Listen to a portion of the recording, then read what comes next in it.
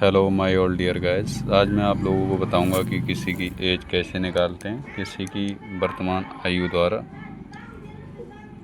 और जन्म तिथि यानी कितनी उम्र का कोई हो चुका है कैसे पता करेंगे। आज स्टेप बाय स्टेप मैं आपके लिए बताऊंगा। यदि आप ये वीडियो देख लेते हैं तो एक ही बार में आपके सारे के सारे डाउट क्लियर हो जाएंगे। तो ठीक है, कुछ बेसिक जानकारी वो मैं आपको सबसे पहले बता दूँ। जैसे कि यहाँ पर दिया है जनवरी में कितने दिन होते हैं, तो जनवरी में होते हैं आपके 31 दिन, फरवरी में होते हैं 28, 29, इसी तरीके से मार्च में 31, इसी तरीके से अप्रैल में 30, और ये सब आप देख सकते हैं यहाँ पर पूरा का पूरा लिखा हुआ है, सभी दिन लिखे हुए। लेकिन अब यहाँ पर देखेंगे कि 28 दिन इसमें क्यों होते हैं, 29 दिन क्यों होते हैं फरवरी के महीने में, तो इसको मैं समझा दूँ। जैसे सामान्य वर्ष होता है तो उसमें जो 28 दिन का जो महीना होता है फरवरी, वो होता है सामान्य वर्ष की वजह से, और एक वर्ष में होते हैं 365 दिन, एक वर्ष में होते हैं 365। लेकिन इसी तरीके से अगर वहीं पर लीप वर्ष है तो जो महीना होता है वो 29 दिन का होता है। कितने दिन का होता है? 29 दिन। इसी तरीके से अगर एक वर्ष में अगर संख्या बात करें, दिनों की संख्या कितनी होगी, तो 366 दिन होंगे, कुल 366। अब हम बात करेंगे आज की तारीख, यानी कि आज कितनी तारीख है, उससे हम निकालेंगे। और ये किसी की जन्म तिथि है तो जन्म तिथि से निकालेंगे किसी की। जैसे यहाँ पर मान लो किसी की ये तारीख लिखी हुई, किसी की जन्म तिथि लिखी हुई, तो कैसे निकालेंगे। तो सबसे पहले इसका एक क्रम होता है, जिस तरीके से हम घटा के सवाल करते हैं। मान लो जैसे मैंने घटा के सवाल लिया 8, 5, 6, 2, 2, 1, 2, 1, और मैं माइनस करूँगा इसमें से इस तरीके से। अब घटाएंगे तो इसमें से देखेंगे जीरो में से सबसे पहले ये होती है इकाई, ये होता है दहाई, ये होता है सैकड़ा, ये होता है हज़ार।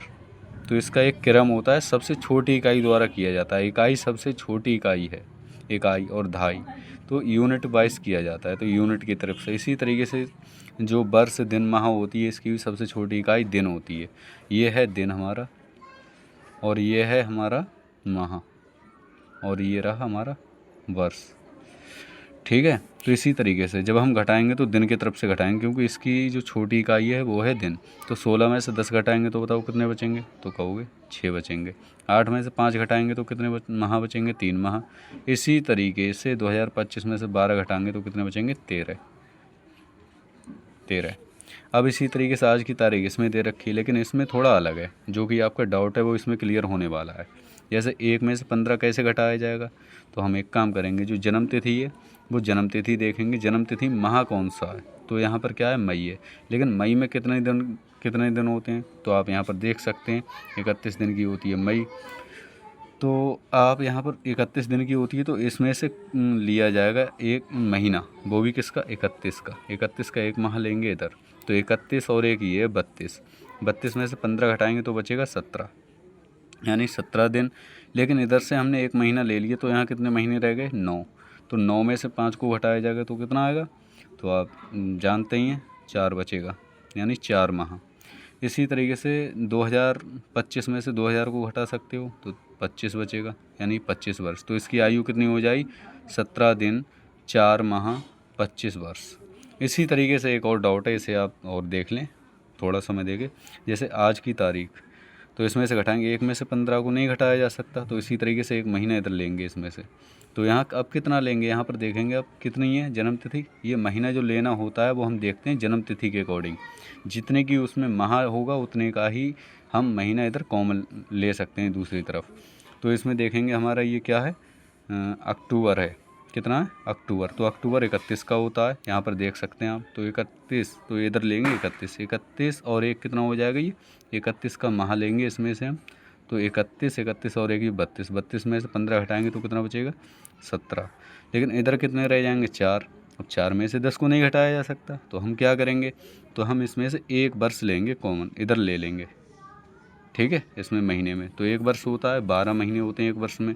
तो 12 और 4 यहाँ पर रह गए थे, 4, 12 और 4 16। 16 में से 10 को घटाया जाएगा तो कितना बचेगा, 6 बचेगा। तो इसी तरीके से जैसे अब यहाँ कितने रह गए, एक वर्ष तो हमारा चला गया, 25 रहेगा। 25 में से 12 घटाएंगे तो कितना बचेगा, तो आप जानते ही हैं 12 बचेगा। तो ये रही वीडियो दोस्तों।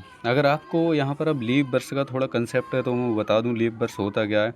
तो लीप वर्ष बताने के लिए थोड़ा यहाँ पर समझो। अगर किसी के लास्ट में मान लो 2025 लिखा हुआ है, अगर किसी के लास्ट के टू डिजिट अगर मान लो 4 से अगर मैं भाग दे दूँ पूरी तो समझ लेना वो लीप वर्ष है, और भाग नहीं गई तो लीप वर्ष नहीं है। जिस तरीके से इसमें 2 डिजिट दिए गए हैं और इसमें लिखा है 25 में मैं 4 से भाग दूंगा तो कितना बचेगा। जैसे 4 छंग 24 होता है, लेकिन इसका एक शेष बच गया, तो इसका मतलब ये लीप वर्ष नहीं है, ये लीप वर्ष नहीं है। और यदि मैंने ले लिया 2024 ले लिया और इसमें मैंने इसके 2 डिजिट में भाग दिया 4 से, तो 4 से जैसे ही हम भाग देंगे तो 4 छंग 24 यानी पूरा चला गया, तो ये लीप वर्ष है।